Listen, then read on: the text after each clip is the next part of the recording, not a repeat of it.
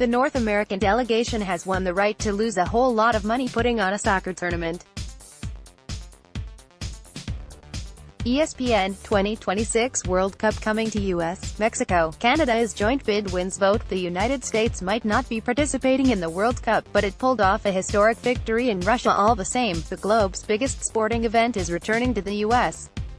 In a long-anticipated vote on Wednesday, the joint bid of the US, Mexico and Canada defeated Morocco, its only challenger, as 200 national soccer federations cast their ballots to cap FIFA's annual Congress. The three-nation bid captured 134 votes, with Morocco earning 65 from the panel and only Iran choosing neither option. Cuba, Slovenia and Spain, whose delegation was in Krasnodar, Russia, handling its coaching situation, abstained. This is an incredible, and incredibly important, moment for soccer in North America and beyond, said Carlos Cordero, the president of U.S. Soccer.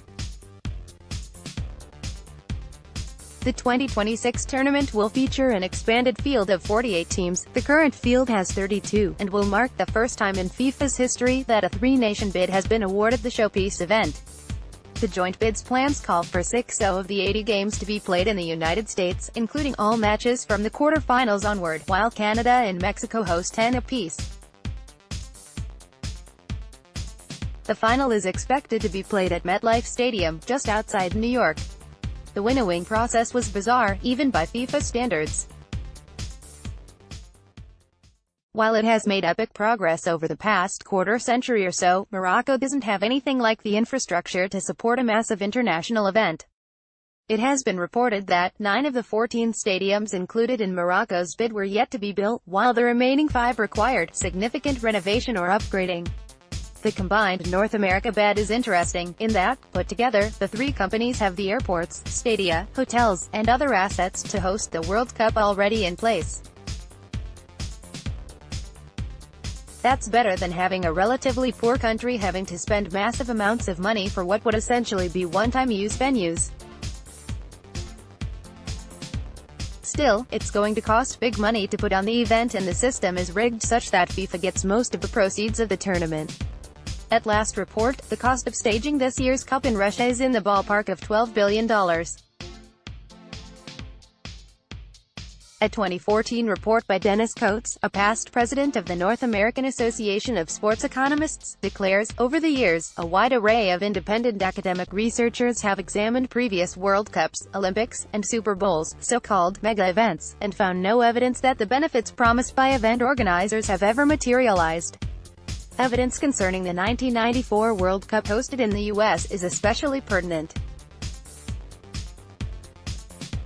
While the consulting firm for the 1994 bid committee, which just happens to be known today as AECOM, predicted benefits of $4 billion for the 1994 competition, analysis after the fact found that the average host city experienced a reduction in income of $712 million relative to predictions, for an overall negative impact on the host city economies of $9.26 billion. This means that the initial estimate overshot the mark by more than $13 billion. To be fair, there is one area where large economic benefits will likely accrue, however not to average Americans. Historically, the clear economic beneficiaries of World Cups have been international and national soccer organizations, such as FIFA, Major League Soccer, and the U.S. Soccer Federation, which are leading and represented on the bid committee. The upside isn't immediately obvious.